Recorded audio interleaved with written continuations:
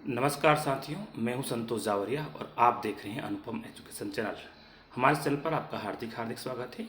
आज के इस वीडियो में हम आपको हायर सेकेंडरी मुख्य परीक्षा 2025 के क्लास 12 के केमिस्ट्री के क्वेश्चन पेपर को हल करके बताएंगे।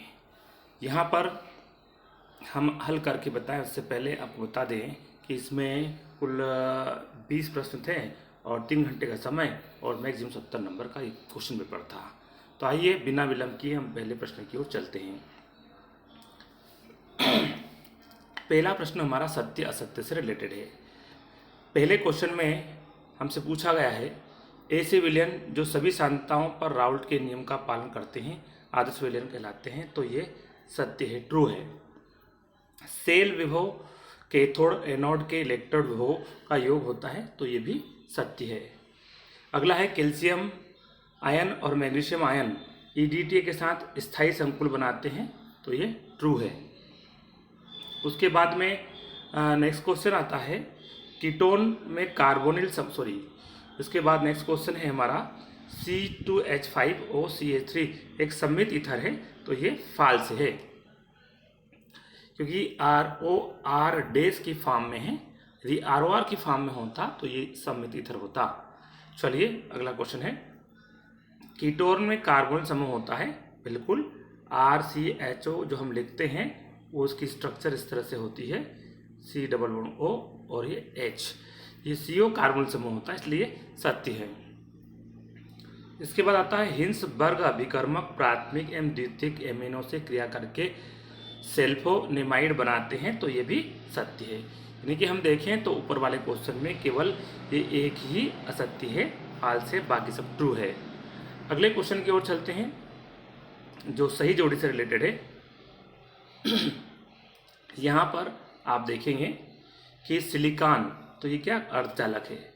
उसका K4Fe6 जो है इसका आपका आएगा प्रति आयन। लुकास अभिकर्मक सांद्र HCl व ZnCl2 का कॉम्बिनेशन होता है और फार्मिक एसिड वो लाल चींटियों में पाया जाता है, फार्मिका लैटिन नाम है, उसके आधार पर इसका नाम है। और मोनोसेकेराइड अपचाई शर्करा। इस तरह से ये क्वेश्चन नंबर 2 कंप्लीट हुआ। क्वेश्चन नंबर 3 की ओर चलते हैं, जहां एक शब्द एक वाक्य में आंसर लिखने के लिए कहा गया है। में अतिचालक की चालकता का मान कितना होता है? अनंत होता है। अनंत लिख भी सकते हैं या अनंत का चिन्ह आप बना सकते हैं। और उसके बाद अगला क्वेश्चन हमारा है, पोटेशियम डाइक्रोमेट का रासायनिक सूत्र क्या होता है? तो इसका सूत्र होता है K2Cr2O7, ये पोटेशियम डाइक्रोमेट का सूत्र होता है। नेक्स्ट क्वेश्चन है, NiCO4 में केंद्रीय धातु परमाणु लिखिए, तो वो क्या है? Ni।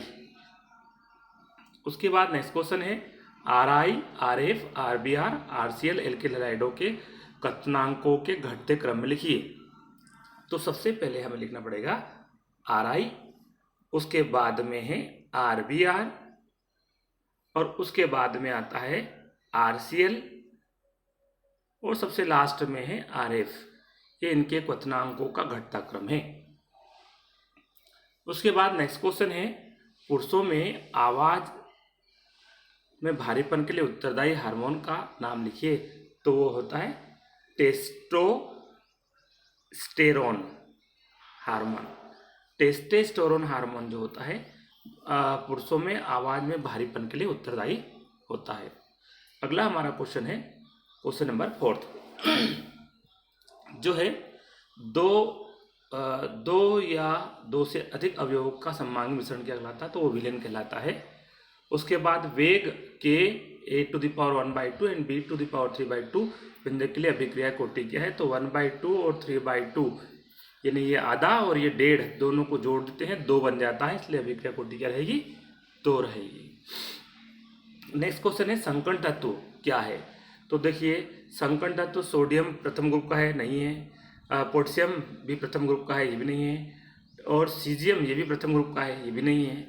और टाइटेनियम जो है ये संकरण तत्व है। उसके बाद में अगला क्वेश्चन आता है, बेंजेल्डिहाइड का सूत्र क्या है? तो देखिए सीधी बात है, C6H5CHO बेंजेल्डिहाइड होता है, जिसको आप इस तरह से भी लिख सकते हैं। तो ये C6H5 यानी सी वाला आंसर है। उसके बाद में एथेन 1,2 डायमीन, तो ये इसका पहले वाला ही फार्मूला है, एथेन 1,2 डायमीन। ये इसका सूत्र है, संरचना सूत्र है। और अगला आता है कोशिकाओं के मध्य संदेश वाहक का कार्य कौन करता है। तो कोशिकाओं मतलब one cell to another cell में जो मैसेंजर का जो काम करता है वो हार्मोन्स होते हैं। अगला क्वेश्चन हमारा है वो रिक्त स्थान से संबंधित है। तो यहाँ पर 1 लीटर विलयन में घुले हुए विलय के मोलों की संख्या को कहते हैं मोलरता। क्या आएगा इसमें? मोलरता, ये ध्यान रखना, मोलरता। उसके बाद नेक्स्ट क्वेश्चन है प्रथम कोटि की अभिक्रिया के वेग स्थिरांक की इकाई होती है सेकेंड की पावर -1 यानी सेकेंड इनवर्स। उसके बाद में नेक्स्ट क्वेश्चन है फेलिंग विलयन में 2 विलयन ए व बी होते हैं। तो ध्यान देना, 2 विलयन ए और बी होते हैं, इनका भी कंपोजिशन होता है, लेकिन फिलहाल आपको यहाँ पे 2 ए और बी लिखना है। बहुत सरल सा दिया था, फेलिंग विलयन ए तो दूसरा आपको बी लिख देना था, स्वतः सामान्य समझ की बात है। उसके बाद में निम्नतर एलिफेटिक एमीन गंध वाली गैस होती है। तो ये अमोनिया जैसी गंध वाली गैस होती है। कैसी होती है? अमोनिया गंध जैसी वाली गैस होती है। सड़ी मछली सी गंध होती है, मछली सी गंध होती है इसमें ना, आप तो अमोनिया गंध वाली गैस होती है। उसके बाद में नेक्स्ट क्वेश्चन है ग्लूकोज प्रकृति में मुक्त अथवा संयुक्त। अब संयुक्त अवस्था क्या होती है? बहुलक के रूप में, यानी कि आप स्टार्च, सेल्यूलोज इनके रूप में भी पाया जाता है। तो आप यहाँ फिलहाल लिखते हैं मुक्त और संयुक्त अवस्था मिलता है। अगला है यदि तीसरा एमिनो अम्ल डाइपेप्टाइडों से सहयोग करता है तो उत्पाद क्या कहलाएगा? ये आपको पता होना चाहिए। प्रोटीन कहलाता है, उत्पाद क्या कहलाता है? प्रोटीन। एमिनो अम्लों के मध्य जब पेप्टाइड बंध बनते हैं तो उत्पाद क्या कहलाएगा? पेप्टाइड प्रोटीन कहलाएगा। और भी आप इसका आंसर सर्च कर सकते हैं और हमें कमेंट के द्वारा बता सकते हैं। इसके अतिरिक्त इसमें 2 नंबर के इस तरह से क्वेश्चन पूछे गए थे। आप देख सकते हैं ज़्यादातर एरोमेटिक कंपाउंड्स के बारे में ज़्यादा क्वेश्चन बने थे ऑर्गेनिक केमिस्ट्री में। पेपर थोड़ा टफ था निश्चित रूप से, कुछ क्वेश्चन सरल थे लेकिन कुछ क्वेश्चन टफ भी थे, जो प्रचलन से हटकर आए हैं, ज़्यादातर नियम से नहीं आते इसलिए आपको कठिन लग रहे होंगे।